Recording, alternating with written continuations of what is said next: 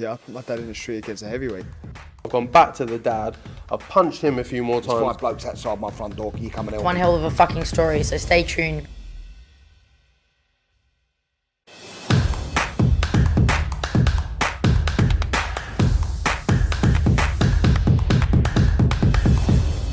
Oscar BEVIS, IFL TV, proudly sponsored by the last rockstar, Gareth Davies, of course.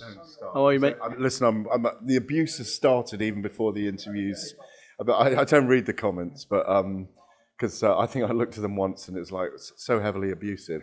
Yeah, well, there you go. Blue shades, long hair, bit of a tan, jewellery. I suppose you look like a rock star. Yeah, hi Oscar, how are you? I'm good, mate. I'm good. As Coogan said, Bon Jovi.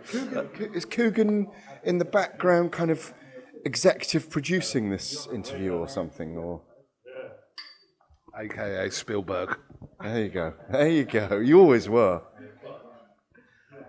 Gareth, there's no feeling like a big fight week in London. It's absolutely Ramo in there. There's all the press, all the guys come over from America. Brilliant. Like a big feeling. We're getting philosophical in this one. Yeah. Do you know, over the last month, Saudi Arabia for Usyk Joshua was a huge feeling, you know. And I'm going to break into, I got a feeling. No, but coming back and then doing the O2 Arena sold out with KSI and all the celebrity rappers and YouTubers and celebrity boxing was actually really big as well. I don't know if you were there on the night, but you were, yeah? But it was very interesting. I know it wasn't pure boxing, but it was fascinating. And I was the interviewer on the night for the Talk Sports show. And just like Heady One, Kano, all these modern young stars who I thought were really fascinating in the way they carried themselves. That was interesting. Now we come into this fight week. History in the making again at the O2 Arena. The biggest female fight card that's ever been put together. Bob Arum said that to me as well, so it's not just me saying it. Yeah, it's fascinating. 4 extraordinary female fighters on the top of the card. Great to be here and great to be involved. And I'm so pleased that I'm hearing reports that 15,000 seats have gone at the O2 Arena, and that's brilliant for the atmosphere for these 20 women fighters on the card. How much better does it make it that the 4 girls at the top of the card, obviously in their respective fights, don't really like each other, if we're being honest? How much more interesting does it make kind of the whole dynamic of this week?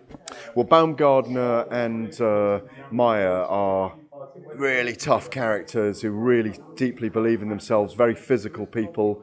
Michaela Maya has that alter ego, doesn't she, online, where she kind of goes into a different personality. She's very sassy and very smart, in my view, as an individual. Baumgardner is a super athlete for me, looks so explosive. What physicality she's got. And then, of course, Shields and Marshall, one of the best narratives in women's boxing, a 10-year narrative, a storyline of crisscrossing paths, of Olympics and World Championships, the sole loss for Shields to Marshall at the World Championships where she became number 1, the girl from Hartlepool. Then the disappointment of the Brit at the Olympics in 2012. I was there. I remember interviewing Claressa, who was a surly 16, 17-year-old teenager at the time. She was hard to get through to an interview. You talk to her, she's looking away all the time. And look at what she's done. 2 Olympic golds, all those belts. Now they meet at middleweight for all the belts, the Ring Magazine belt. I was there at Taylor and Serrano in April, on April 30th in Madison Square Garden. That was amazing, and it felt like there was a groundswell for them. And it feels like this is really growing now in the 48 hours before this fight. It's very exciting to be involved. Long-winded there, but it's always very exciting to be involved because boxing storylines are really important, and they're talking about another groundbreaking moment here. With Claressa Shields, obviously, look, none of us, it's kind of a question we can't answer, but I am going to ask it anyway because we're not in her head. But she gives off the narrative that this sole defeat in her amateur days hasn't really burnt for, say, the last 5 or 6 years, and she's got over it. Do you believe that when you see the way that she talks about Savannah in this fight? Yeah, I've been around Claressa a lot because I'm working with the Professional Fighters League as well, and she's obviously in there as a mixed martial artist as well. And I've had a lot of interviews with her about it. I think she is over it. I think it's a great storyline for Marshall that she's been living rent-free in Claressa's head for 11 years. But look what Clarissa's achieved. Look at the accolades in America. Look at how most of the people out there accept that she calls herself the GWOAT, the greatest woman of all time, as a boxer, and that it sticks. All the belts she's won, the book of her life, the storyline, the things she's come back from, the narrative of her life, the survival and the struggle and self-belief. So no, I don't think Marshall is in her head.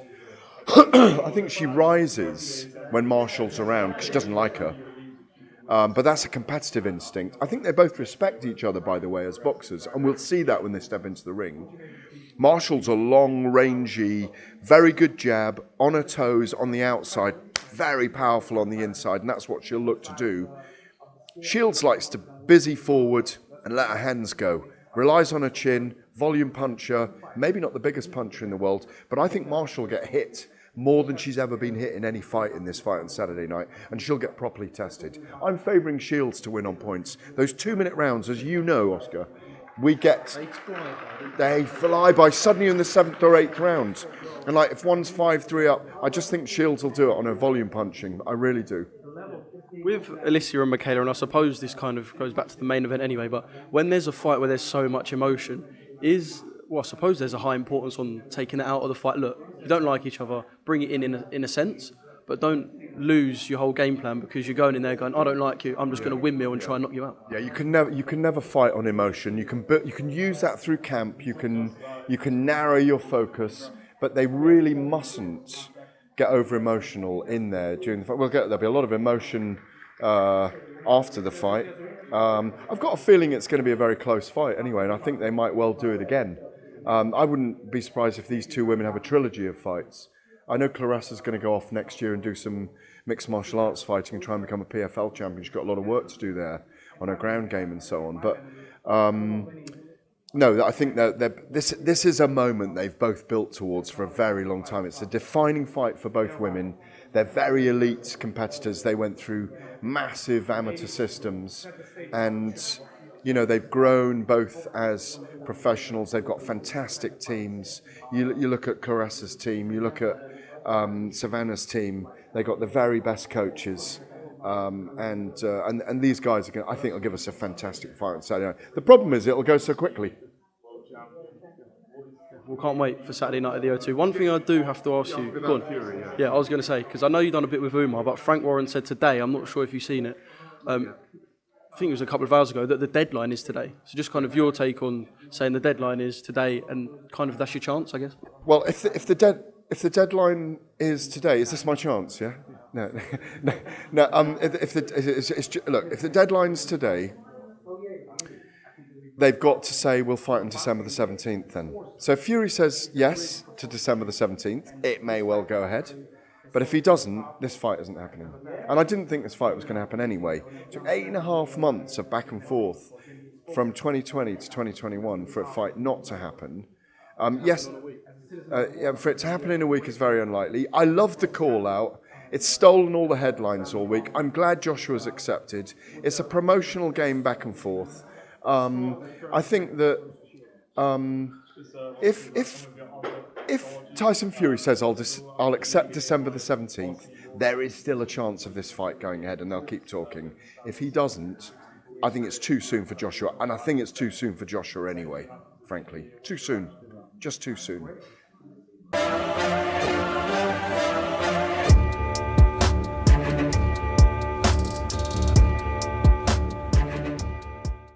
Yeah, I put my dad in the street against a heavyweight. I've gone back to the dad. I've punched him a few more times. 5 blokes outside my front door. Can you come and help One me? hell of a fucking story, so stay tuned.